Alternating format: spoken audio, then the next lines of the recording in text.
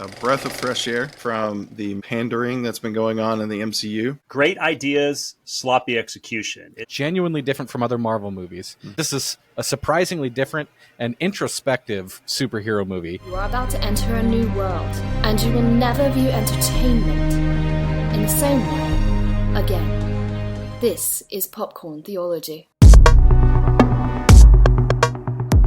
Miles, what has it been? A few months? Wow, I guess it has been. What have you been doing all this time? Oh, being Jam Guardian, taking important clients. I have my limo business, been fighting mindless consumption. Jam Alexi, do you feel fulfilled? Oh yes, so full, so filled. I think I'm going to quit fighting against mindless consumption. What? I would burn worlds down to fight mindless consumption. You just said you were fulfilled. I was lying. Wrong, I know, but it's obvious. Look around me. Oh, why do you give me the cinema guy's number? We will work together. Why did you keep this? Well, you were happy when we were fighting mindless consumption on Popcorn Theology. What is the point in continuing fighting? It's for glory, the glory of God, to be conformed more to the image of the Son. Come, we watch something. I'll kill the cinema guy. Listen, I will watch this next movie, but we have to be very intentional about our watching. So, you want more of a public-facing role? You want to broadcast the truths and themes found within the media? I think we can do that.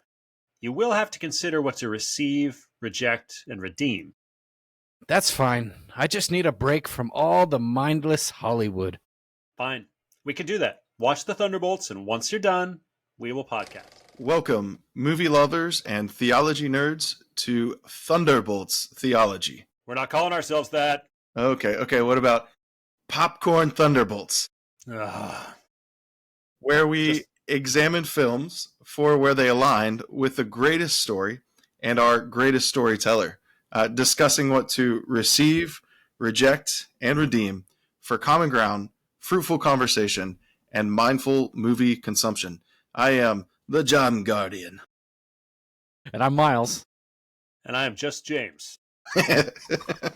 And we are the West Chesapeake Bay Thunderbolts. Yes! No. We are reviewing the Thunderbolts. We are not the Thunderbolts. Oh. Amen. Oh, yeah, right. Yeah. Well, the Thunderbolts, the movie we were reviewing, We Are Not the Thunderbolts, is directed by Jake Schreier and starring Florence Pugh, David Harbour, Wyatt Russell, Sebastian Stan, Louis Pullman, Hannah John Kamen, and Julie Louis-Dreyfus.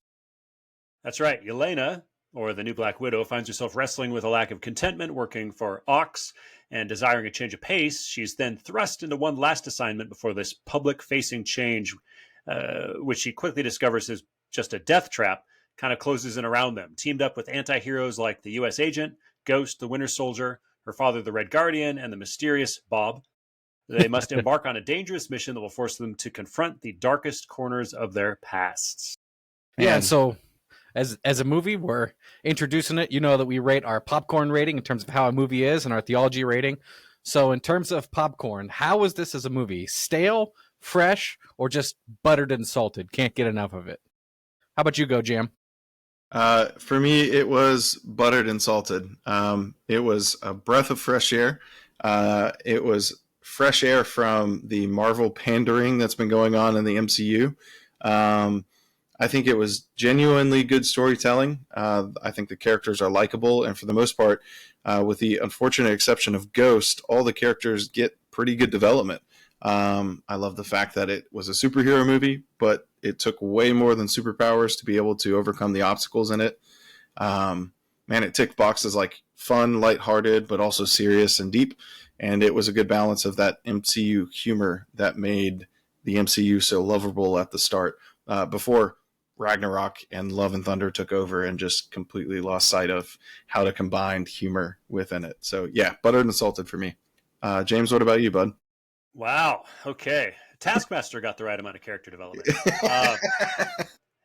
See, I'm going to go the other way, man. You know the movie Cloudy with a Chance of Meatballs? I'm going to generously call this Fresh with a Chance of Stale.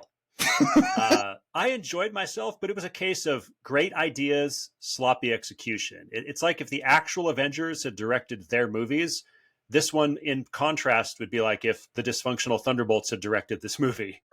So mixed results for me. I've seen the MCU do much better, and I hope this represents a turn and a course correction. But I feel like they still have a ways to go. I would put this on par with Black Widow, which is fitting since Yelena takes center stage in this movie. I'd put those films about on the same level. Yeah, so it's like the light inside them shines just a little bit brighter. The light. Yeah, if this represents a course correction, I'm game. I'm not done with Marvel, but it was mid for me. Yeah, I think I'm coming in a little less than the average audience reaction and the Rotten Tomato. I'm fresh on it, but what I like about it is genuinely different from other Marvel movies. And I thought it was basically a bold choice because when people are throwing kind of some unfair negative reviews, even me at sometimes, toward the post Endgame Marvel movies, you'd think that they'd go back to formula. But this is a surprisingly different and introspective superhero movie. And I would say that it's effective and affective. So it's like effective in the sense of it seems to just genuinely connect with the people of today. Like it's just connecting with people in a deep way in terms of seeing these heroes as human and relatable. And so it's not just, we're not just interested in the abilities of these heroes, but who they are as human beings. And then this movie is not just effective, I think it's affective in the sense of it moved me to sadness. It's actually still kind of hanging on to me a little bit. It's a sad movie it ends on they tried to have kind of a high point at the end, but it really did hang with me and moved me to sadness watching these characters. I felt for them. I could feel some of their shame and darkness. And I like that it's just each character and the plot points all centered around these themes of a lack of honor, a lack of purpose, and a presence of shame and a void in our lives. And that was just an interesting move that I didn't expect these guys to take. And so while I didn't think it was great, it's like, this is a solid, good movie, worth taking on and worth being among the Marvel movies that we talk about. And on top of that, well, it's not just a good popcorn flick. Our theology ratings, right? That's why our podcast exists. If this is a soda, is it diluted? Is it, carbonated? Or is it my cup runneth over in terms of how much theological carbonation is in your cup drinking this one? Let's start with you, James. Well, see, where I kind of was down on it in the popcorn area, I'd say it's cup runneth over for sure. Plenty of ideas to talk about with each character if we wanted. We won't have time to cover all of that. We'll have to leave some of that to our listeners to add in and fill in the gaps. But of course, the main antagonist's problems and power, just provide a lot of fruit for interesting biblical conversations. Yeah, I'd say for me, carbonated. Plenty to drink in. I didn't come away with a bunch of popcorn theology thoughts. They didn't come immediately to me except for the honor, shame stuff. So I think you guys are a little more enthusiastic about its theological content for me. So I'm just right in the middle with carbonated, but maybe you'll change my minds. Let's go with you, Jam. Oh, so full, so filled. It is cup runneth over for me. Cup running over. It was. I saw it twice. I went on a date with my wife to see it, and then we just talked about it all night afterwards. And then I took my guys group, and we went to go see it. And very similar thing. We left the theater talking about it. That's how we're meant to watch movies. That's it, man. Yeah. So it was cool because the second watch experience was a fun experience to just kind of look over and see my comic book friends. Like, what are they thinking right now? How are they responding? And we actually compared the Thunderbolts to our D&D group. Like, the way characters act are very similar to their characters. But, I mean, it's running over with so many theological themes, from, like, the problem of man to the purpose of man, from, like, seeking value and affirmation from the creation to relationships in the family, the world, and among friends. It hits on the need for community, the need for accountability. It hits on things like the need for discipleship. How do you overcome temptation in the world? Rejecting the world's understanding of fulfillment. What is true righteousness is a question that gets brought up in this. What's objective morality? What is subjective morality? Like, there are so many things in this movie, especially after watching it 2 times. It's like you just start picking up on more and more that this film is communicating. And I think that's also why it's hard to separate the popcorn from the theology when you watch it in this way. And so, like, one of my friends was pointing out the popcorn side of it. Like, why would you have a clock in the middle of a room that you mean to completely, like, incinerate? And, he's pointing things like that out, but it's hard not to just overlook those things when you have so much depth within a movie. And I think that's probably why I'm rating it as high as I am, because, I mean, there are tons of themes in this movie that were just phenomenal. Yeah, well, man, so soulful, so filled. I think that's some of our favorite lines in there. And so spoilery. Oh wait, we got to Spoiler. wait. There you go. Yeah, we'll drop our spoiler warning, and before we get into our deeper spoiler popcorn and theology segments, we'll drop some ads. Make sure if you're listening and you like these kind of conversations to subscribe, comment, all those kind of things. Push us up in the algorithms, because we really simply want to invite more people into these kind of conversations, and this one is going to be good. So we'll drop some ads and we'll see you back in a bit. Up in the sky, look! It's a bird! It's a plane! Cinemagogue, The Marvelous Era.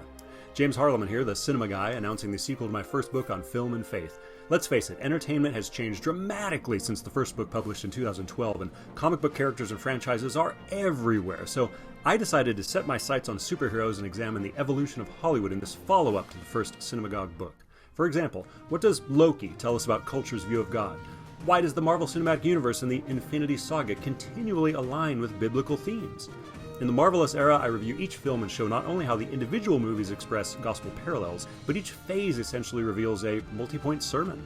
I also explore DC, Star Wars, the Monsterverse, and more. Without compromising scriptural truth, we can sift these stories and discover how we might reject, receive, and redeem ideas for personal reflection and Christian conversation. Also, has Hollywood's messaging gotten worse? The book explores ways these marvelous mythologies correspond with conversion, Christian living, church history, and Reformation, but I do also highlight what has been the entertainment industry's darker, indoctrinating decade, as well as toxic fandom and the dangers of immersion in pop culture that just might drown us spiritually if we're not careful. So suit up, assemble, and join me on a journey to the Infinity Saga and beyond.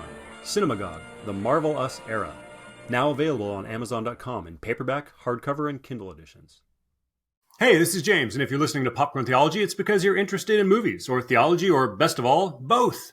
And that probably means you're our kind of people, sharing things in common with our community, and maybe sharing common interests our listeners and viewers would be interested in as well. So why not partner with us and advertise your business or ministry right here on Popcorn Theology? We're looking for great, like-minded sponsors and offer reasonable rates with a variety of formats to get your message out. Remember, our fans aren't mindless consumers, so they'll give you thoughtful consideration.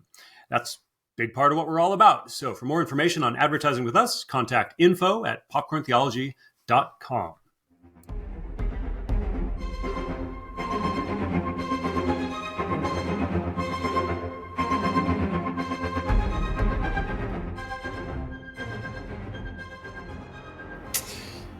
And we're back, dropping the spoiler warning as we dig deeper into Thunderbolts. But there we go. That's what we're waiting for. The popcorn. Well, that's it. It's time for our popcorn thoughts. So, a movie fact for you. I had a couple of these, and some of these might be off, as I found out when was it you, James? That was. That's right. Yeah, that's what Debbie Downer had to smack you down. So, like the U.S. agent, you came in thinking that this was all about you. So from what I saw that this movie took $180 million to create. Within 48 hours, it made $160 million. Now, James, you noted that it made $76 million domestic. Is that right? Yeah. So there's an interesting spin going on with Hollywood right now, and where they love to, it made this, it did this, and they try to compare it, but like it actually made less than Black Widow did. Crazy. Black Widow made 80 domestic, while simultaneously being released on Disney Plus at the tail end of the pandemic. And in fact, I just read today it made less than the new Captain America movie, Brave New World, on its What? opening weekend. So I'm not saying that because I hated this movie, but it seems like Marvel fatigue from the other flops Mhm. is leading people to not see this movie. But I also think that's probably why the audience reviews are skewing higher, Yeah. because people who actually get out to see the movie seem to be enjoying it like you, Yeah. more like you, maybe more than me, maybe. But a lot of people just aren't seeing it in general because I think they've been burned out with other fatigue from the Marvels, Eternals, right? I mean, so this movie may be one of those that becomes a cult classic in Yeah. hindsight. Like if it's gonna, I think, because I do think it's worth more than it's making, but yeah, I mean, like I think you said, it's the best reviewed MCU movie since Spider-Man: No Way Home. Yep. So Yeah. Well, yeah, and that's what was funny too, because at the time I was writing the notes, it was at a 95, I believe it was. And now the critic score is down to 88 with Rotten Tomatoes.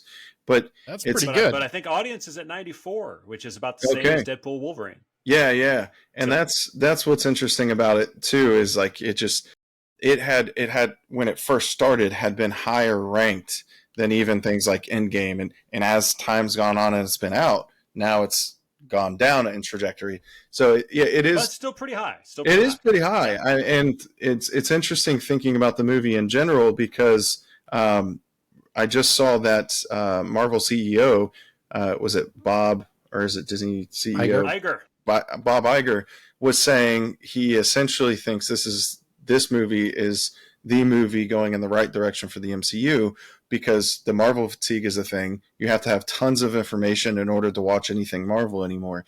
And this movie is kind of isolated, and it's helpful to have that, but you can watch it on its own and enjoy the movie Yeah. and not miss out, honestly. Because it fills you in. It fills you in where it can fill you in. Did both of you see Falcon and Winter Soldier? Yes. Yep. Okay, because I wonder if people, there's certain things where I wonder. It's like, okay, do they get where Bucky is? Do they understand who John Walker is? There's things that, since we've all Oh, seen yeah. it, I wonder what a newcomer would think. But then you look at something like the Suicide Squad, where they introduce a ton of characters that obviously have backstories you don't know. I think that works. Yeah, I think Suicide Squad is a really good movie to compare this to, because it's very similar in many ways, but for some reason for me, this movie worked a little bit better than the first Suicide Squad movie. I would say, I'm one of the few people that enjoyed the first Suicide Squad, and I'll agree and say I'm happy to agree with you there, Miles. To me, it didn't work as good as the second one, but that's subjective. Yeah. The second one, seemed to work a little better for me. But And I think I'm a James Gunn fan, and I think he's got a formula. And I think this that one works. is right up there. Yeah. You know, I thought Black Widow was a very good movie. It theologically worked well, and I think this movie, what it did is it hit the same. I don't think. I think when I said that, I didn't qualify that earlier. Like, I enjoyed Black Widow. I didn't think it was fantastic. I mean, that's only the Fantastic Four gets that. But even if the movie sucks, it'll still be fantastic. But no, I enjoyed Black Widow. So when I said when I'd make it comparable, I wasn't criticizing per se. Yeah. Well, and I'm curious what you guys think too, because this movie very much, it seemed as if it were just a Marvel Suicide Squad. Like that's what they're going to set up. And so I'm curious, after watching this, you know, we're in phase 5 of the MCU. I'm curious what you guys think as far as where this movie actually ranks in quality, if you were to put it in the different phases: phase 1, phase 2, phase 3, phase 4, and then of course phase 5. So of course in phase 1 you have all of your original films that end with Avengers. So you have Iron Man, Hulk, you have Thor, Captain America. Iron Man 2 is technically in there. And then phase 2, you've got Iron Man 3 going all the way to Ant-Man. So you have Winter Soldier, Dark World, Guardians. I wasn't as generous, obviously, with my rating, but I would say, did I think it was better than Thor: The Dark World? Yes. Did I think it was better than actually any Thor movie after the first one in retrospect? Because I think they just went off the rails into Stupidsville. Yeah, I'd put it above the Thor movies.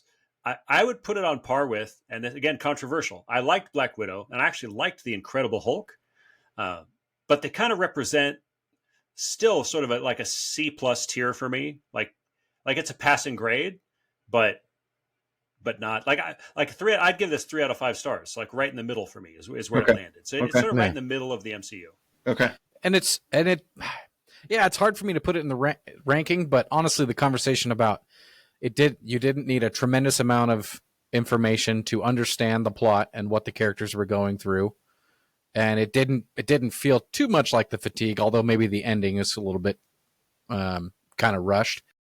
But it beat the same thematic drum for each character, and heroes and villains, and it told a consistent story. I kind of like that it was all kind of one story where these characters meet. There's no time for them to rest, and they're continually working through this issue here, which also makes them work through their personal issues. So it's just kind of a good movie, passing grade and worth a watch.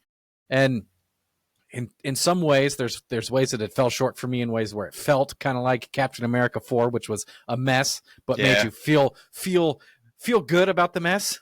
It's like it made me feel bad, but I was like, it's actually telling its story effectively. And so, it's hard for me to pin down how exactly I feel about this movie, but it wasn't too bad and worth a watch. And I know, Jam, you were pretty thrilled with it. Well, yeah, man. So yeah. Miles, why don't we get through what you liked, didn't like, and then me. So let's move on so we can get to. We'll let Jam finish with why it was so awesome. Well, I one thing I like about this movie is the thing I was most excited for is I love that super soldier level hero kind of risk where they're a little bit more powerful than regular people, but they aren't Superman. You don't run into the Superman problem. Too. Yeah. Where I'm a Daredevil guy. I like the street level. Yeah. So it's like street level, but they can do some amazing stuff. Enough to dazzle you, but they're still, a gun is still a threat. You know, I like that. What, we just point and shoot? And then I really like, of course, the theme of shame and purpose that runs through all these people. It's just, they're deeply relatable without being like, I'm such a dark hero that I embrace my badness. They were bad, but they struggled with that. And it's like, that's everybody in the theater if they're in their honest moments. It was a bold choice for Marvel to tell this kind of story with these guys, because it could have been, we're redeeming a bunch of people to be like Captain America and to step into his shoes. But it wasn't that. And then even though the bad guy in the movie had unbelievable powers, probably the most powerful character invented in the MCU, besides maybe Scarlet Witch. But the way the problem was solved is a human issue. And so you're like, that's how you tell a good story. That's how you tell a good Superman story, is the secret, is a human story. But the thing that kind of was hard for me with it, but didn't sell me, was that I could have used a few more earnest, honest characters, either from heroes or the villains. It was still a little too jokey for me. Like, so for example, the main villain, Valentina, I wasn't convinced that she saw herself as a hero. It was kind of a missed opportunity. We were talking about before on air, like how much the Dr. House show works, because he's such a jerk. You do not like him personally, but he's so effective and he produces so much good in the world that you struggle with it. That's why that show is so good. Sherlock Holmes too. He's hard to get around, but he's so effective. And that's what, like, Valentina and maybe Amanda Waller in the DC, they fit, is like, I'm a necessary evil. That's a good thing to wrestle with. But here she's just kind of slimy. She's not likable, and she's not very effective at bringing good into the world. So you kind of just, she just stinks. Or really bringing bad either. Like, it's just, they like, I think about Alexander Pierce, Robert Redford in yes. Captain America, and the he's Winter great. Soldier. Yeah. Like, you have somebody who's has convictions and believes in what they're doing. And this seems, and so there was, I think that was a missed opportunity. They should have had her get a win under her belt, where it's like, United States, there's, the Avengers aren't coming back, and you need somebody to clean up these messes. And so I am smarter than you. I am doing the dirty, like kind of the Jack Nicholson character from A Few Good Men. You want me on that wall. You need me on that wall. You need me sending U.S. Agent and Black Widow to do these dirty things so that your hands can stay clean, that kind of thing. I was just hoping for a little bit of that from her. But in the end, it didn't really matter because the story really hinged around the shame that these characters felt with the wrestling with the void. And so you had Bob, the character who's used and abused, but he becomes the most powerful being in the world. He's so powerful. There's a little bit of debate online about whether Bob, the Sentry, could take on Superman. What do you guys think about that? You think he could beat Superman? I have a theory, but what about you guys there? I see Jam nodding his head. Oh, 100%. Listen, there was a comic book run, James, I don't know if you read it, but it was where the Sentry's on the Dark Avengers. And so you had the Dark Avengers, and then you had Siege, and it was all a part of Dark Reign there for a little bit. I think it was like 2011, 2013, that time period. Man, I remember just reading through the comic, and there's a panel where the Sentry just rips Ares right in half. And like reading that, and I was like, holy cow. And what you have in that too is the Void being so much more formidable throughout that series. Almost like the Sentry is like a ticking time bomb. Like they are legitimately concerned when they're around him. They're walking on glass. Now, I like how they handled him in the movie, and I don't think that we're completely done with, I hope not, with the Void. But the Void tends to have an almost like Carnage, Venom level control over the Sentry, and to the point of like not completely taking over Bob, but still kind of there and kind of forcing him to make decisions. So I actually thought like what we saw in this, the Thunderbolts versus the Sentry in Avengers Tower, I thought that was a way better scene. It's almost paralleled to like the Justice League versus Superman. I thought it was way, way better in this. I thought like you're seeing people get their butts kicked and get back up and try again. You see like the realization of like, there is nothing we can do to beat this guy. Mm-hmm. And the solution was not get Lois Lane there and have him immediately turn to a good guy. Like that wasn't the solution. And so I loved that. What was interesting too is like in the conversation of Sentry beating Superman, in the comics, the way that the Sentry defeats the Void is he essentially bends reality and forces everyone to forget about him as the Void. So No Way Home kind of takes that storyline, and of course everyone forgets about Spider-Man in No Way Home. Well, here you have like you can't redo that now. That was such a pivotal thing within No Way Home, so you can't tell that story. But that's the level of power he has. He has the ability to essentially alter reality. And I actually saw a meme, and we can get into this when we get into our theology talks. But there's Scarlet Witch on one side, and then there's Bob on the other side. And Scarlet Witch, it's at the grave at the end of not the grave, but the house at the end of WandaVision, right? And she's all alone, and she goes from just like this stoic face to then just bawling by herself all alone. But then you see on the other side, Bob is all alone, and the Sentry's kind of taking it, or not the Sentry, but the Void is taking him over. And then you see Elena in the next panel, and then you see all the Thunderbolts around him. And that just like highlights the need for community. I thought that was beautiful. Yeah, I mean, that's, we're already diving into the theology don't go here. Come on, don't do it. Don't do it. But it's hard not to. I'm going to take one theology shot and then give the popcorn floor over to James. Even if they don't ever use Sentry again, by the end of the movie, Bob, among the Thunderbolts, he's valued just because he's Bob, not because of his power. And that is a story, even if they don't use him at all, and he's just in the background, that tells a story that people are valuable not just for what they can contribute to you, but for who they are. And that ended up being a key thing in this movie. He's sitting there eating popcorn in the chair. There's Bob over there, who could solve all our problems. And so I have no history with the Sentry. I haven't read any of the comics or anything, but that at least tells a story, which is kind of, it's interesting in these. But we will shift gears back to popcorn. So your James, question. Your question, do you think the Sentry could beat Superman? That's an interesting question because you used the word could. Could? Yes, I think Jam's right. Could. Let's go. But would? Yeah, it's very different. Superman, the character of Superman is better than all those Thunderbolts. So in a fight with Sentry / Void, Superman would appeal, especially the All-Star Superman, depending on which Superman we're talking about, right? But my favorite. Superman, Yeah. by Grant Morrison. Like between his power, which version of Superman, and the character of Superman, could the character of Superman beat him in some of the ways that in this movie our own characters overcame the? Absolutely. So Yeah. could Sentry with his power beat Superman? Yes, but Superman has taken down people with more power than him. Yeah, you got out of my character. You got out of my trap, because that actually was my trap. Is that Sentry could just turn people into dust. He's got the telekinesis and all that. But yeah, this actually would be a really good Superman story. He'd bring the love. Yeah. See, I was exploring this question when I was in high school, and I was drawing comic panels and just trying to make a Superman versus Sentry. I wish I could have found them for the episode, but I was exploring it. And I think you have, of course, the 1,000 exploding suns for Sentry, and then the void and the darkness. And then it's like, well, Superman's basically a solar battery. So what do you do with that? It's such a cool concept. Yeah, could. That's it's fun to have a recorded nerd conversation, and you did get out. You got out of my trap, because I was like, this actually would be a great Superman scenario. That's right.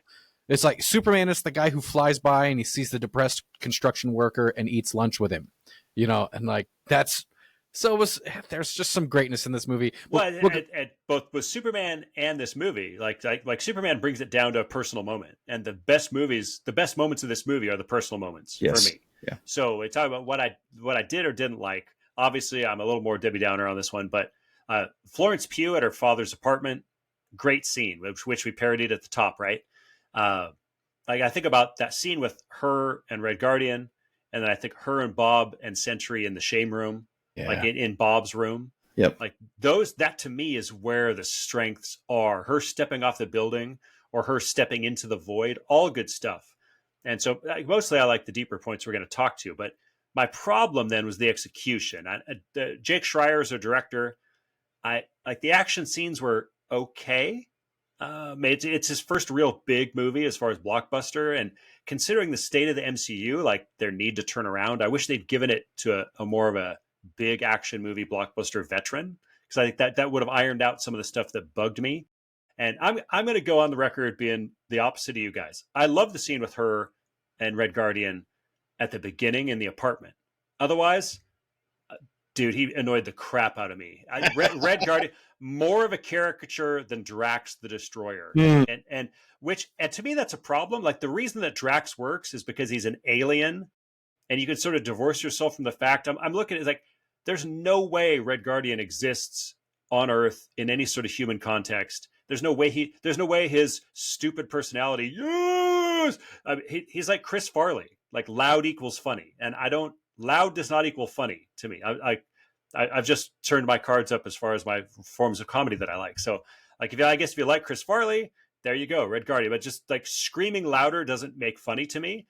The funny moments are when he's in the apartment trying to clean up with Yelena. Like there's funny bits, but like there's no way he got a loan for that limo service. There's no way he has that business. They make him incompetent to the point of he's a caricature, not a character. Like he seemed dumber than Drax the Destroyer.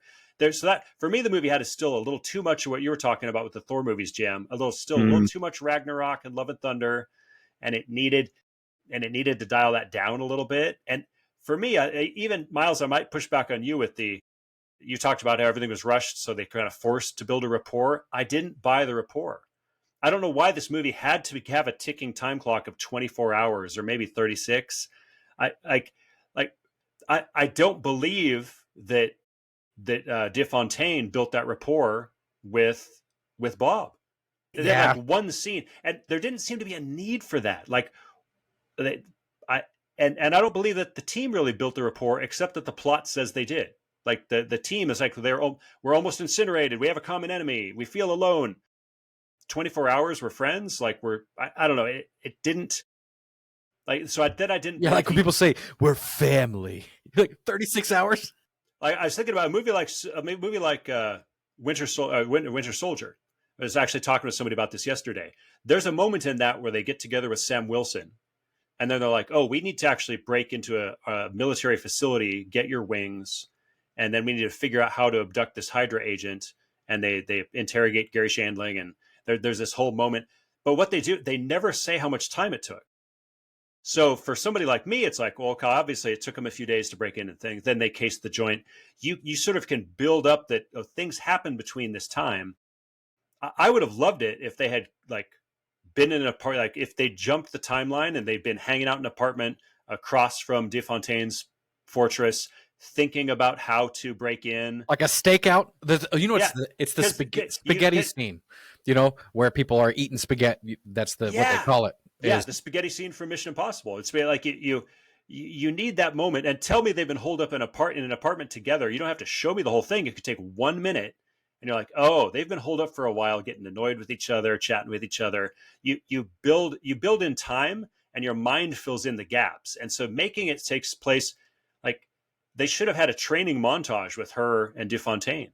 Like with Bob and DeFontaine, show them building that, show them having some moments, or have them building up out a whole plan to get into the building, because you've got Yelena and Bucky, like they're not stupid. They're like I felt like they nerfed them in terms of intelligence for this movie, and so like things like that bothered me, and that just were like it would have been more funny to have them have an elaborate heist plan to break into the building. And then break in, and the minute they get in, she's like, "Come upstairs." Oh, you deflated the whole thing. So those things bugged me. And what really bothered me was, and I know this was, I won't blame Jake Schreier because it was the Russos who filmed that after credit scene. I feel like that final scene, like they saved Bob from the void. They embraced him and gave him a better. The fact that he's nerfed all the way back to he can't even use his powers at all. It felt like no transformation was achieved. So that it undid the hug moment was undone by that after credit scene. It's like when you regress Thor in Ragnarok and he's just prideful and a jerk again. Like, did you just regret? Are you telling me that he wasn't changed? At least to now, he should be. Let's show him trying to use his powers, or show him floating, or give me something that says that moment of togetherness has actually changed him and not just brought him back to square one at the beginning of the movie. Like, I don't know. So like things like that narratively bugged me. The fact that the press conference happened 5 minutes after everybody was back from their personal hell. Yeah, that was seemed fine. Yep. There's all that compression just bugged me. I would have honestly taken a 10-minute, 15-minute longer movie to have those things fleshed out more. Yeah, like I thought they were going to go through. I'm not annoyed with the movie, and I want less of it. I actually want more. And the fact that we didn't get the other characters' personal hells, or their shame rooms. I wanted every single one. I wanted them all to help each other through every single room. That's what I wanted more. It didn't have to be like the economy of film is tight. You could achieve all the things I just said. 1 or 2 minutes to each one could have fleshed out everything, and it would have been maybe 10 minutes longer. But that's good. Yeah. But it's good that the nature of the complaint is, I wanted more of this. You guys are doing something good. I wanted. It's like the ideas were great. Whatever happened in the editing room and producers and the director, like somehow the execution just didn't happen for me. But JM, you saw through that. Yeah, lots of things. So tell us what's buttered and salted, brother. I don't know. I feel deflated now. No, fight back. I did. I put you in a shame room. Fight out of it, man. You did. Your ledger must be dripping with red. No, I did think it was buttered and salted. Some of those things I think are valid of what you're saying, James. And I would have loved to see the shame rooms and would have loved to see more of the relationships really being developed more. But I do think it was interesting because it was creative. We talked about the Suicide Squad thing. I think I liked the first one as well. I liked both of them, but I do think that we're outliers, my friend. I know. I actually liked Leto's Joker. I thought that was an interesting take. Yep. Well, and the ending, like Bob and the Enchantress are very similar. Yes. And the way they're trying to solve the problem, it's very, very similar. Going into her mind, going into everybody's minds, and for some reason, this worked better for me than the Suicide Squad.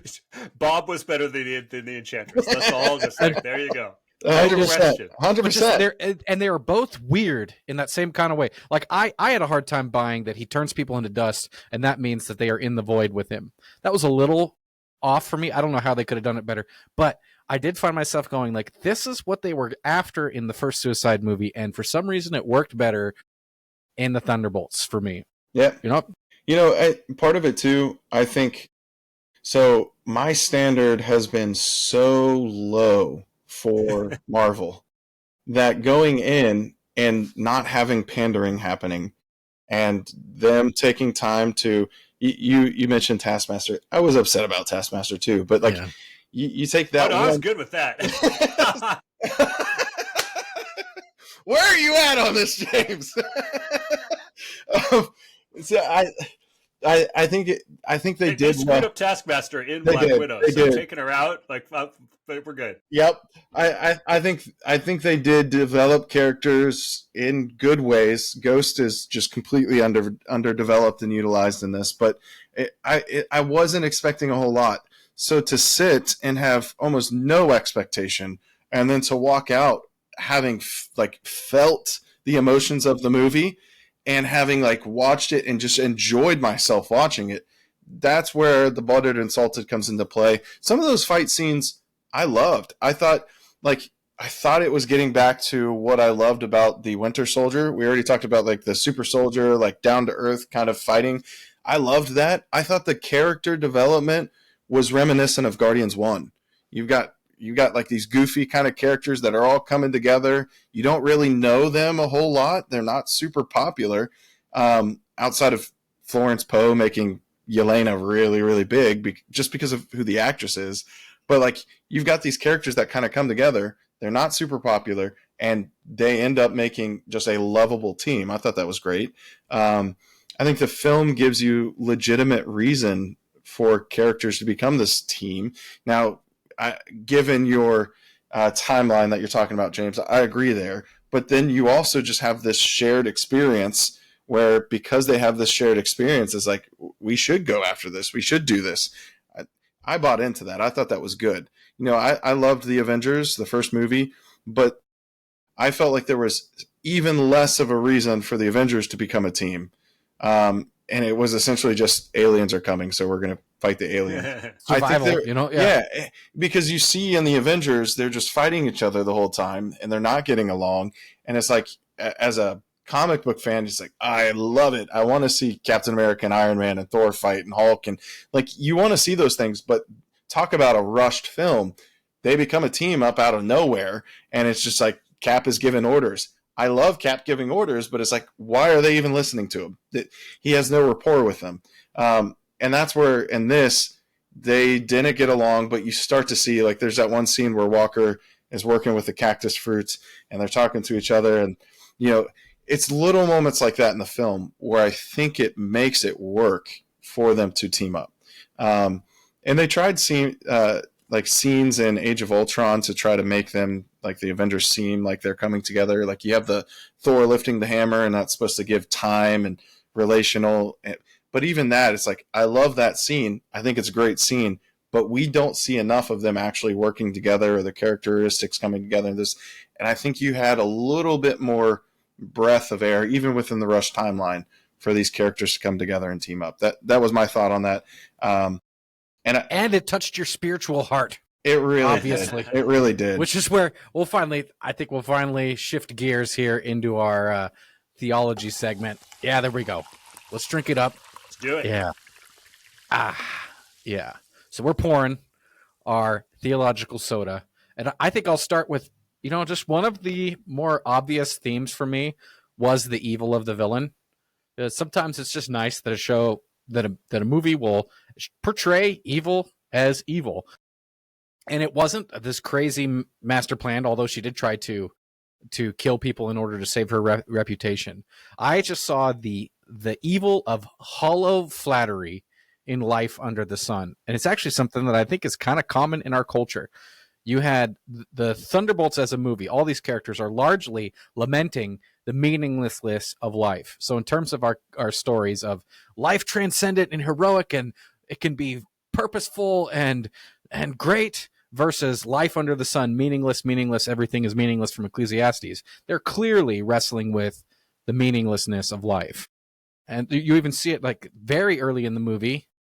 Black Widow is saying, there's something wrong with me, an emptiness. And then she connects with Bob even before they find out he has powers. It's the void. And what do you do with it? Oh, I just stuff it. And everybody can relate to that because we do try to stuff the meaninglessness or our sense of significance or our guilt or our shame. And then enter Valentina Allegra de Fontaine. Miles, you're saying that's not what we're supposed to do with it? Wait, you're not supposed. You're just to stuff it, bottle it, bottle it, down and and bottle push it up, right? way down. No one sees it. And it's good. Yeah, and it's great because everybody in the theater is going, yeah, we all try to do that, but we can't. And then you have the villain, right? How many people are there in their life who are going to say, here's what I'll do. I know that you have an emptiness and a sadness inside of you. I am going to try to inflate your ego to manipulate you to gain from you. And that's what she does with all these characters. So she capitalizes on their emptiness, flatters them. That's what the biblical category, empty flattery, to manipulate them. So you see John Walker, he's been manipulated by Valentina so much that when he's in the death trap, he doesn't believe that it's a death trap because I'm too important. Yeah. There's no way that somebody as important as me would be sent to a death trap. And it's very funny to see how blind he is. His ego has blinded him. And then, of course, Valentina, she manipulates Bob, even though I don't think it was really as effectively done as it could have. But she says things like this: let's focus on how perfect you are. Or she says, actually, what we all kind of know relationships are supposed to be about. She says, I know all about you and I still want you to be my guy. But she doesn't actually love him. She's just using him to escape political scrutiny. She sees him as expendable. And so what I think she kind of represents is the culture that says everyone gets a trophy, right? It's kind of cliche to even complain about it. But the truth is every kid on the soccer field knows which team won. We keep score. We can't help but keep score. Or it's like the Instagram, like, empowerment. Girl, you are enough. You are enough. And the truth is we go, well, the only reason you need to say that to me is because I know that there's a gap there. Or you are perfect just the way you are. I know that I'm not perfect just the way I am. So there is a void inside of me that I have to wrestle with. And you know what? I just stuff it. So the Bible says this about flattery. Proverbs 26:28. A lying tongue hates its victims, and a flattering mouth works ruin. Proverbs 29:5. A man who flatters his neighbor spreads a net for his feet. That's Valentina in this movie. Is empty, hollow flattery that does not solve shame. And it's about what our culture offers is blank acceptance, blank affirmation of who you are. You are enough. You are perfect just the way you are. And this movie actually says that's foolishness and actually evil because you're trying to manipulate people in a low moment. What we really need is something else. And so that's my main takeaway from here is look at the evil of things that we think are kind of like white lies, flattery here and there, but really it's manipulative, and it is the other side of the coin of us just stuffing our shame and our guilt. Yeah. It's one thing that's interesting thinking through Valentina and the Bob relationship and just the idea of manipulation. Manipulation actually shows a lack of value for that human being. Yeah, so precisely. You have her essentially saying, let's focus on how perfect you are. You have her saying, I want you to be my guy. And it's all empty, hollow, baseless flattery. But in reality, she has absolutely no value for him. She just wants him to do what she wants him to do. She's using utility. Yeah. Yep. And that's she's utilitarian. I mean, she's the dark side of utilitarianism is what she's supposed to represent. Her, Amanda Waller, those kind of figures. And you just go, it boils down to something that you and I experience all the time. Hollow flattery. Now, so one of my pushbacks, you guys were talking about Valentina, one of my pushbacks from a buttered and salted perspective, yes, there wasn't a lot of time there, but she asked the question when she puts on the shawl or whatever it is, does this look motherly? And then when you get filled in at the end of the film, you see actually how calculated she was. Like you see the fact that he tries to defend his mom. There's obviously a deep care and consideration that he had for his mom, but even you have the dynamic where when he's in his shame room, you just make everything worse. So he's standing up for his mom. He wants to be heroic. He wants to honor his mother like any son should. He wants to defend his mother like every son should. And then what you have happening in that scene is her actually saying, like, even just the way she is using body language, she's using that against him, which is why I think even in a small amount of time, it works, because she knows him. And even though he has all of this baggage, she knows him well enough to be able to manipulate him, which is why I bought into it. But Touche. Thanks for that observation. That makes the movie better for me in retrospect and deeper. But that just goes to show how little consideration she has, because there is a deep hole that he has in his heart. He has mother issues, and she's just pressing right on that to get what she wants. Yeah. Evil stuff. So that's and she's leveling the playing field too. I mean, like that a life under the sun view is exactly the view that she expresses in the movie. We're brought up with this belief that there are good guys and there are bad guys. You eventually come to really realize there are just bad guys and there are worse guys. It's like, okay, so there is no true good. It's that moral relativism which you talked about earlier, Jam, about in this movie, as like the subjectivity of morality and different things. Like, oh, we're in a world, whatever. Like there's no such thing as good guy. There's just people that are out for themselves and people that are do it in a meaner or more negative kind of way. And let's just accept that this is the world we're in, and let's just sort of operate in it. Because let's operate in the world it is. It's something Nick Fury said back in Winter Soldier, right? They go, S.H.I.E.L.D. accepts the world as it is, not as we'd want it to be. Yeah. And it's like she's got that kind of to the next level of evil. Yeah, and like Nick dabbles in that, but by the end of the Winter Soldier, Cap has said, nope, that's not the way we're going to be. We're not going to rebuild S.H.I.E.L.D. And Nick kind of goes, all right, we'll do it your way, Cap. As opposed to, Valentina, who's just a great picture of that kind of evil. She's the ultimate, she's the poster child for CYA, too. Like, her whole life just seems to be about covering her posterior. And then the next thing of needing to cover her posterior and kind of sort of sustain her. I want to eat, drink, and be merry. I want to extend eat, drink, and be merry, and hopefully the tomorrow is not tomorrow. Right. And for what it's worth, I am happy that they stripped away. I think they originally had a political jab in there, because I can tell by her lips that she was saying this is a witch hunt, and that and in ADR they said this is a waste of time. I'm pretty confident that in that courtroom scene, they actually stripped it of some political content, which I think helps tell the story a little bit easier in terms of like not jamming in our politics. I think that's. And so I'll have to check that out. Yeah, you'll have to watch it again, because it's buttered and salted enough, in Jam's opinion, to go back to. I think it is. I think we were talking about her not being believable, or she doesn't believe that she's a hero. And I actually think she's a better Amanda Waller. Now, the comparison between the two, Waller acknowledges in this realm of subjective morality. Waller is constantly acknowledging, like, I'm the bad guy and I have to make the bad decisions. And I just don't like that actress in general. So I never really enjoyed her in general in that. But a lot of the times, I just for whatever reason have not enjoyed her in anything I've watched. But she is very like, I have the decisions to make and I have to make the bad decisions. And you see her just cold and calculated and ruthless and those kinds of things. I think with Valentina, she comes off as a better villain in the sense of, even just the way she speaks to Mel at one point.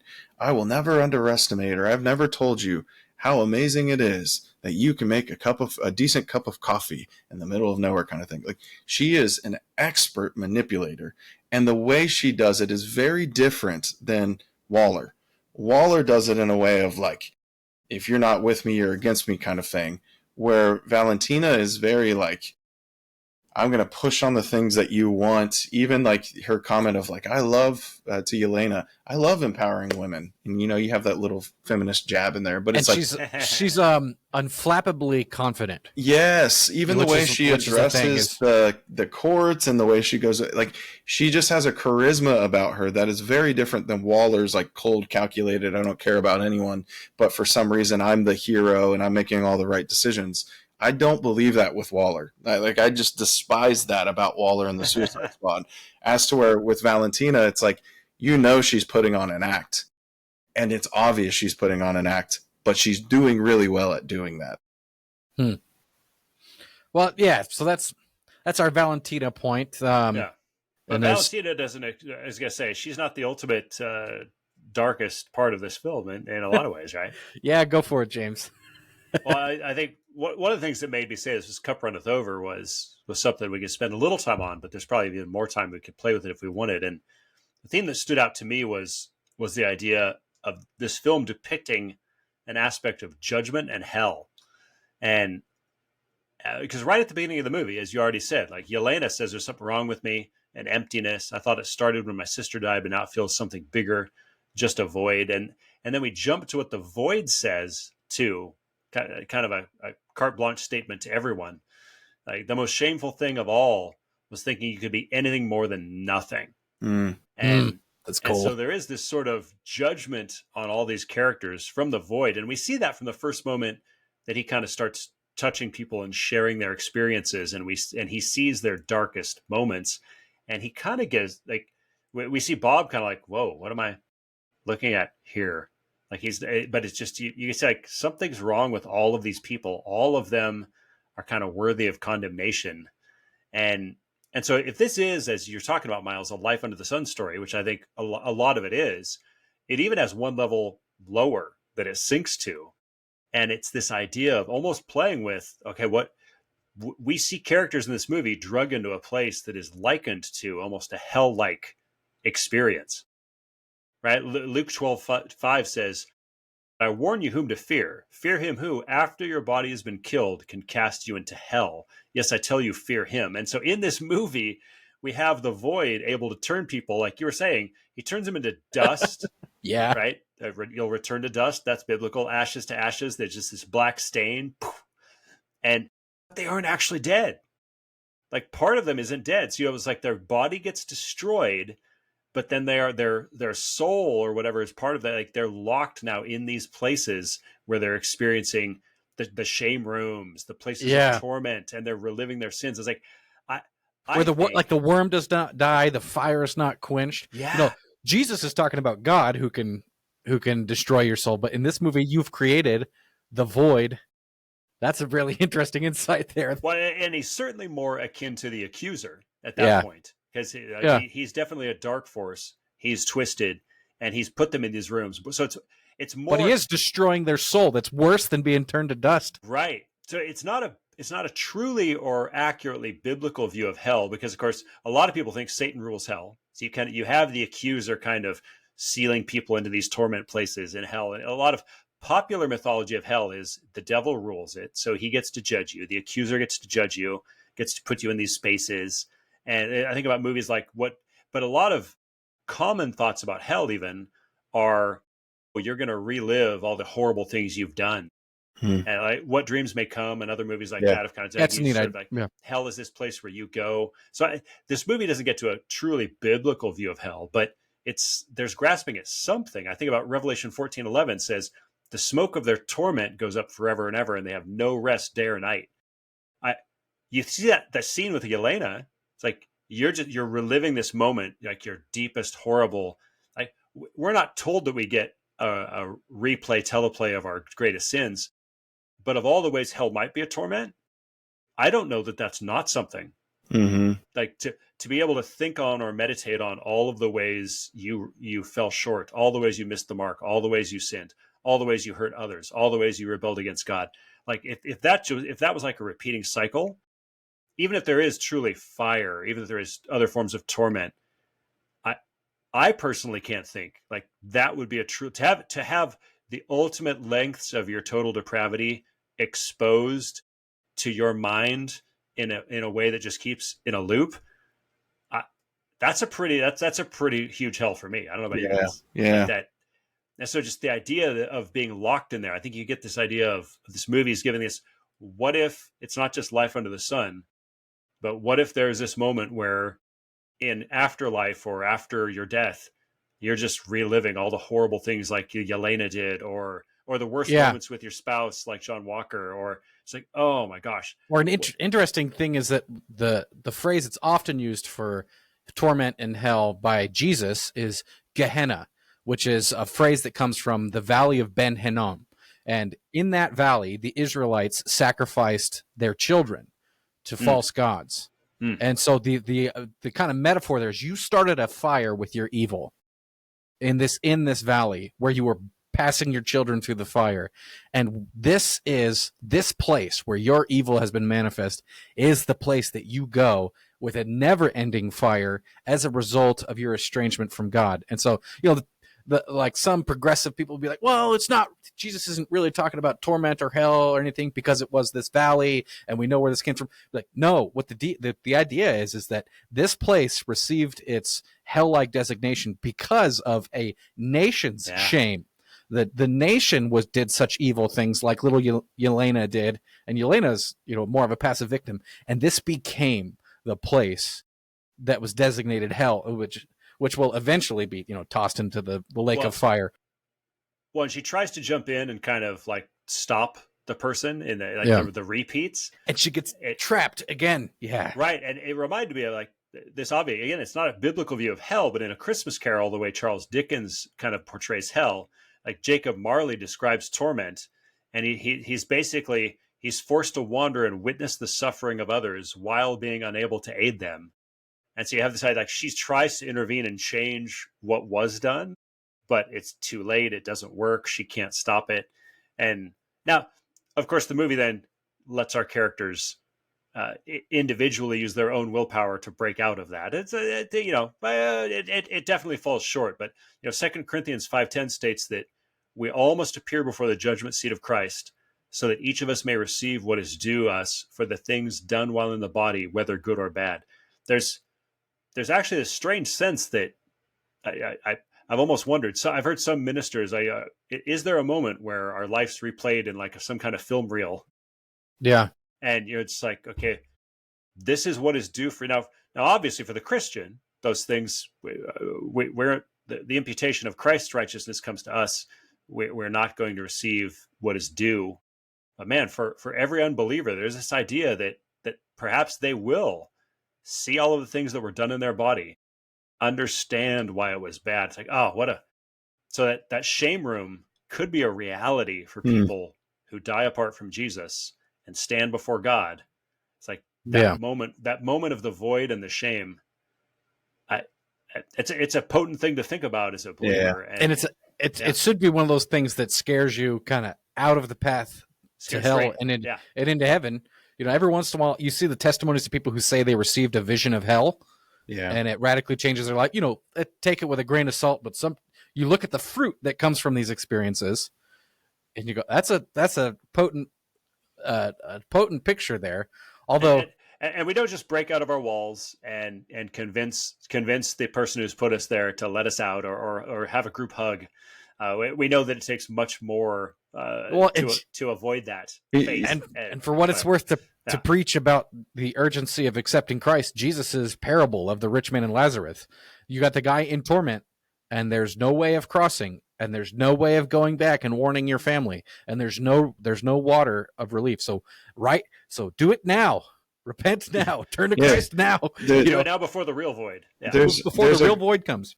There's a great need for a redeemer, and it's interesting. You have Bob touching people, figuring out their darkest moments, and it's almost reminiscent. My second watch through, I thought of John Coffey from The Green Mile. John Coffey, right? He at points can touch an individual and recognize the sin that they've committed. But in the character of John Coffey in The Green Mile, you also have him as almost a redeemer, right? He can remove sickness from the body and perform miracles and those kinds of things. So he's supposed to be like a parallel of Christ. And where you have the Sentry falling short is there's no redemption quality to the Sentry. So pitting him as the accuser is 100% accurate. And the Void uses... It's interesting because you have Valentina who's manipulating, but then also the Void, comic book wise and in the movie, the Void manipulates too. The Void manipulates Bob. Right, there are scenes when they're still in the vault where Bob is just like, no, it's better if I stay here. It's better for everyone, because he knows what's happening with the Void. He knows what the Void will do and how the Void works and all those kinds of things. And then you see exactly that panning out. The Void is he does not have a just judgment, right? So they're not individuals who in particular need to be judged. It's just anyone and everyone. That little girl that the Red Guardian, which that was an awesome moment. The Red Guardian saves the little girl, and then all of a sudden I think that's what I mean about this movie being bold, and Yeah. interesting in a different way. Red Guardian, his hero moment. The crowds are going to cheer. Runs and absorbs the blow of a falling piece of concrete. And That she's was just awesome. boom, turned into dust.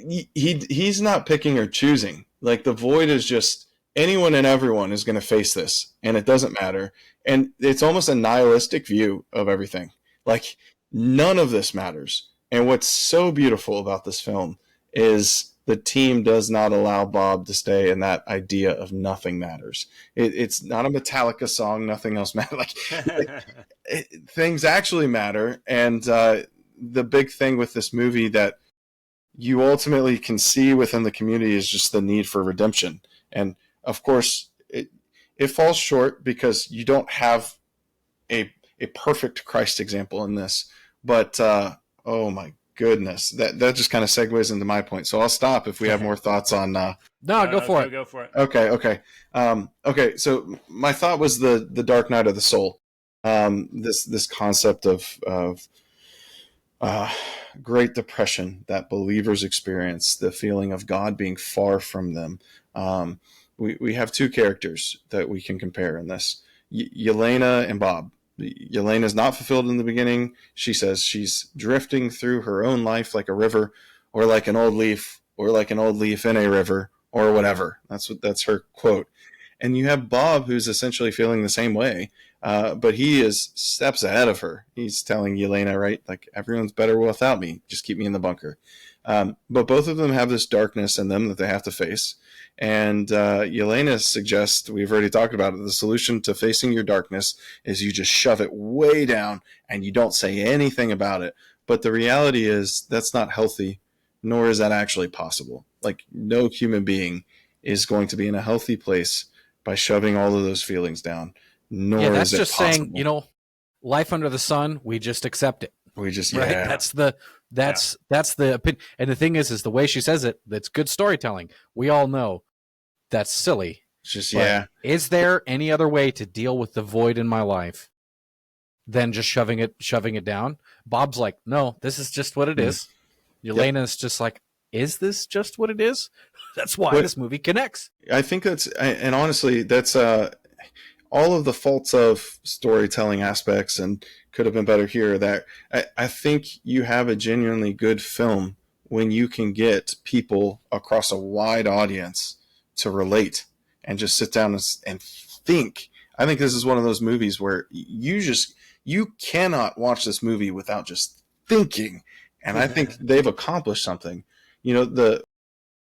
The unfortunate reality of the world we live in is sin and it's suffering. And for both those characters, Bob and Yelena, they've suffered in different ways. The whole team has suffered in different ways.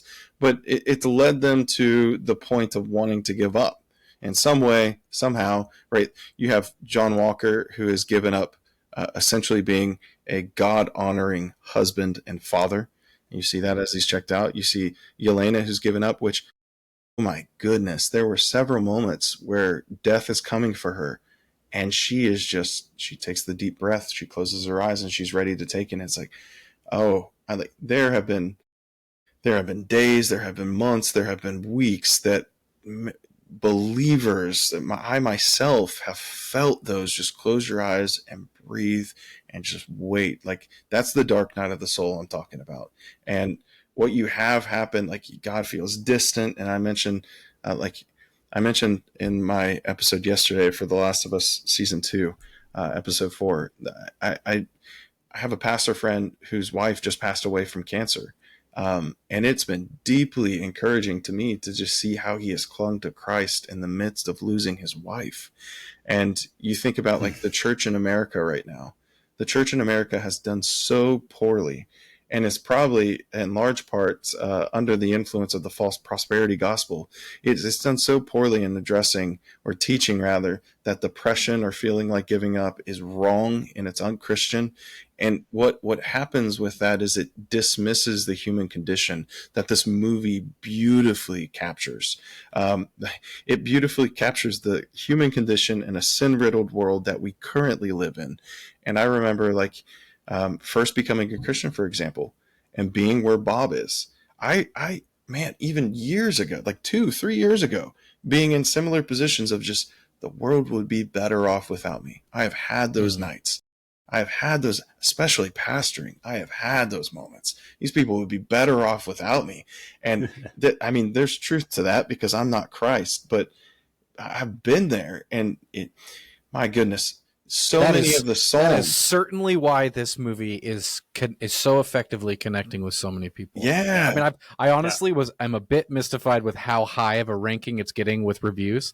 And I'm almost certain it's because people are going, yes. It's the emotional piece. Yeah. That's it. That is, and there's one side of me watching this movie that goes, there's a gigantic God-shaped hole in these people's lives, because Jesus will give you joy and significance and life transcendent.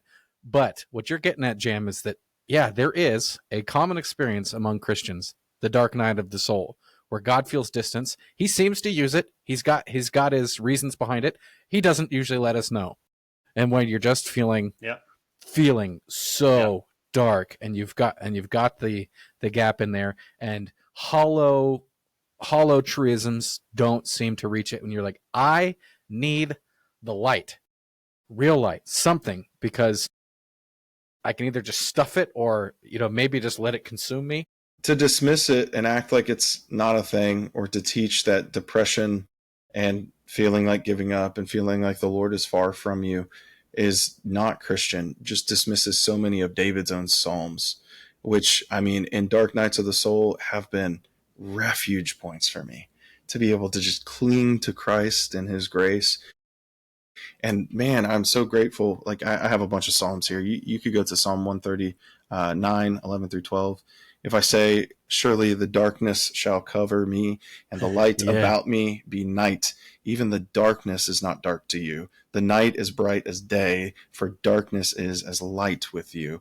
Or you have Psalm 22, 1 through 2. My God, why have you forsaken me? Why are you so far from saving me from the words of my groanings? Oh my God, I cry by day, but you do not answer, and by night, but I find no rest. Of course, the Lord Jesus cries out this psalm on the cross. Or you have Psalm 139 again, 7 through 12. Where shall I go from your spirit? Or where shall I flee from your presence? If I ascend to heaven, you are there. If I make my bed in Sheol, you are there. If I take the wings of the morning and dwell in the uttermost parts of the sea, even there your hand shall lead me, and your right hand shall hold me. If I say, surely the darkness shall cover me, and the light be about me by night, even the darkness is not dark to you. The night is bright as day, and the darkness is as light with you.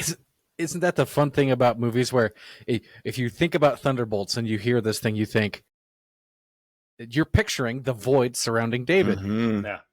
It's just a very fun thing about what you're pulling out here, Jam. Well, even Red Guardian is constantly communicating this idea in the film about being a light in the darkness. And I've already mentioned it with that meme, but I truly got cold chills both times watching it, and was brought to tears the second time watching it, because you have the beautiful scene in the film where Bob is fighting the void. He's being taken over by the void. He's doing exactly what the void wants. The darkness is taking him over, and you have every single Thunderbolt break out of their chains to come and just wrap their arms around him and let him know, you are not alone.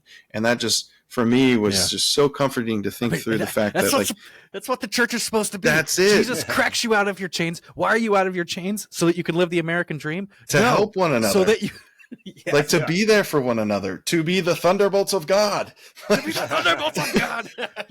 My goodness. Thunderbolt theology. Yeah, there you go. Yes! Yes!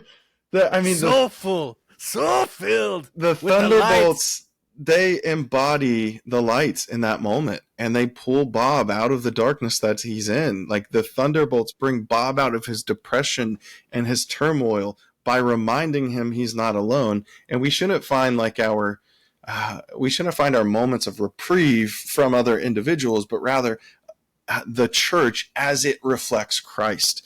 And that scene, I mean, it just reminded me of Ephesians 5:8. For at one time you were darkness, but now you are light in the world. Walk as children of light. And that is what the Red Guardian argued for the entire film. Yelena, the light is dimming in you. And then they're all together in the limo. Brighter. There's a little brighter, right? Like you have that happening to the point of Bob needed the light, but they all needed the light. Like it was a collective together. We need the light. Like you know what line haunted me this whole time was Yelena saying, all I do is sit and think about the terrible things I've done. Then I go to work. Then I think of the terrible things I've done. Then I drink. Like, oh, that's so dark. And I think I'm surrounded by neighbors who are in that void, you know? And you'd be like, Christian, you know that This Little Light of Mine song? Mm-hmm. Be like, you're supposed to take your little light, you know, the little light, and together bring that to your neighbor who won't tell you they're stuffing it down, but all they do is think about the terrible things they've done. Well, maybe they forget it at work. Maybe they forget it in a hobby. Maybe they try to numb it with a drink.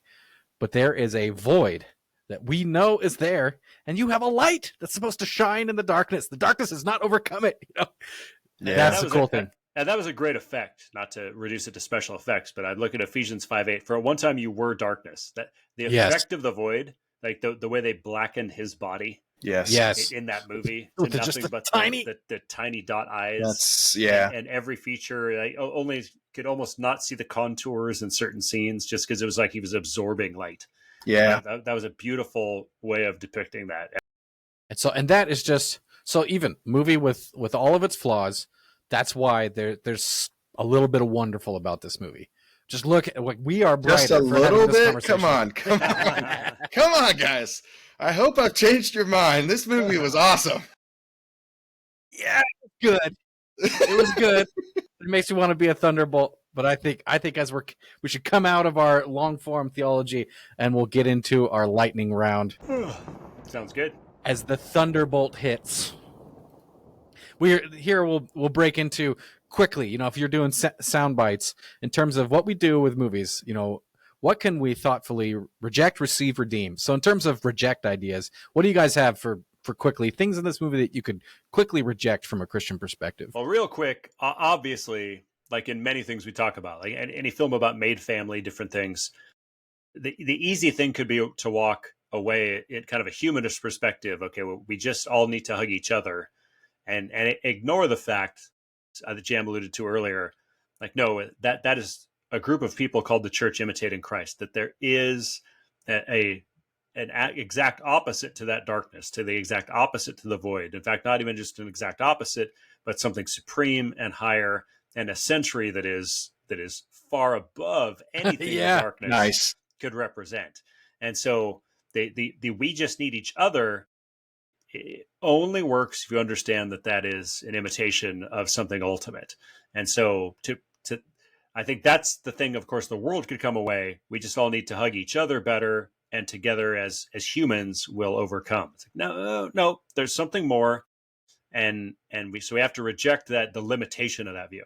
Yeah. It seems like, you know, walking in the light in 1 John means confessing your sins to one another and repenting of them and trusting in Christ, as opposed to let's all just agree that we are messed up together and we just need better community. And you go, yeah. That might turn into the empty flattery. Yeah, there's a higher plane. That's where we need to reject the notion of if you have problems or you're feeling depressed or like life has no meaning, that we should just shove it all down and not tell anyone. We need to reject that too. Within the church, we're to bear one another's burdens, and we bear one another's burdens to point one another to Christ. So we have to reject that, and that's where I think, if you walk away from the movie and you're just like, we just need one another, you've missed the point of the movie, because the shoving it down thing didn't get him anywhere, but it was once they were open and honest with one another, they saw the light, and then they were able to come together and actually help one another. So Yeah, but there's like that with aspect. Bob, James was putting this out. Bob gets back to normal. He goes from terrible to normal. They don't progress him beyond that quite yet. He's accepted, you know, and I think that's where the movie left me a little bit sad. As I'm like, yeah, they didn't, you know, they learned something. They got better. The Thunderbolts are great, but it just wasn't quite. Yeah. In Christ, like, where's the sanctification? Where in Yeah. Christ is like, where is he being changed? Where is he growing? Like that. Well, That's the thing we So want to it's see like next. it's Think like about- a hunger. There's more movies, right? Yeah, Sanctification's a slow burn, though, right? So for Bob, you don't see a lot of progression, but you see tons of progression with the Thunderbolts immediately. And in that next scene, even with it being like 5 minutes and there's a whole press, you have Yelena that grabs Bob and said, "You're coming with us. You stick with us now." So you do have a sanctification that's happened at the larger scale with the group. It's passed over Bob. That's where you get into your spiritual milk, and then you get into steak. He's just at the milk phase. He has to be constantly reminded before he can get to the steak. Yeah, see, there's some other reject I ideas. would have loved to see him like trying to boil the water or shattering the glass again, and like I would have liked to have seen him working at something in the post credits. yeah. But I tell you Not just honestly, sitting there, at the end of the movie, yeah. some of my Christian, but that wasn't the original director. Yep. Yeah. honestly, at the end of the movie, some of my Christian morality went out the door because I thought this guy is so dangerous they should find a way to kill him. That's what I thought. I had no history with the Sentry, and I said he's still there, and he's going to have an episode again and kill everybody.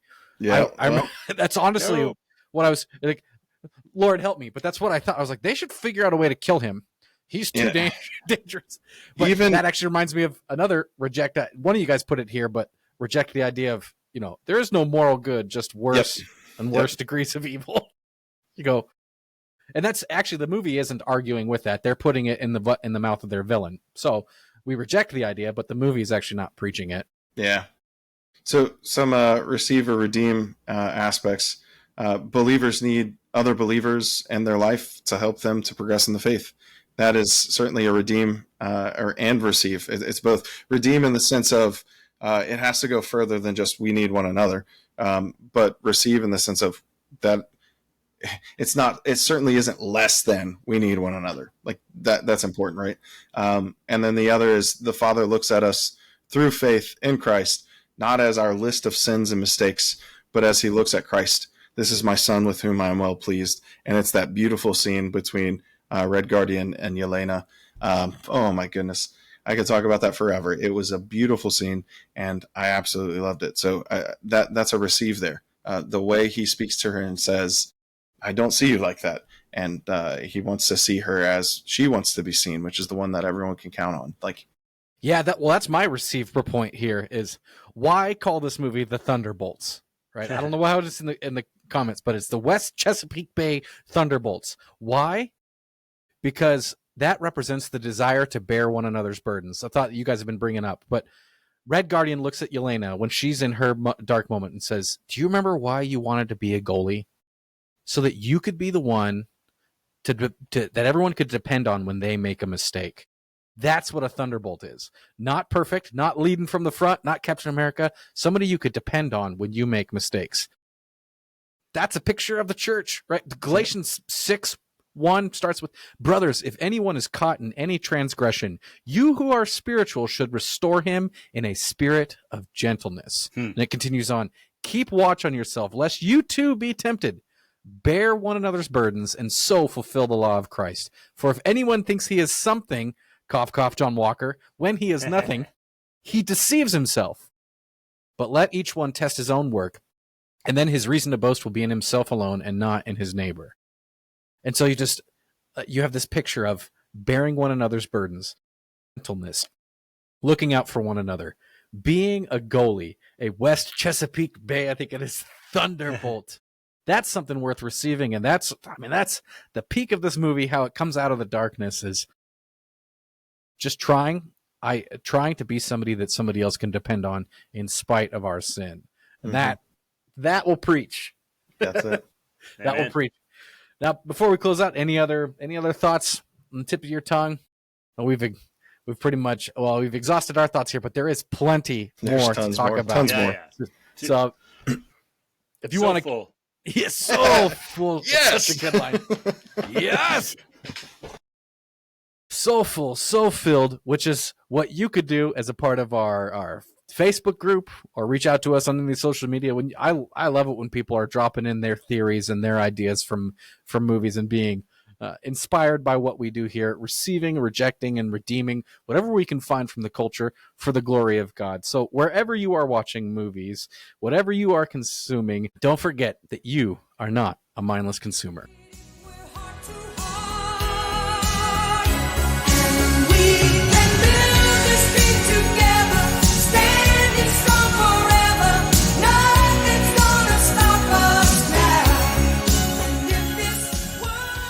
Thanks for watching this episode of Popcorn Theology. For more content, subscribe on YouTube. Follow and interact on social media to help broaden the conversation. Check out our archive of past episodes at popcorntheology.com or wherever you listen to podcasts, and consider becoming a patron saint by supporting us on Patreon, which lets you interact, influence, and enjoy exclusive bonus content.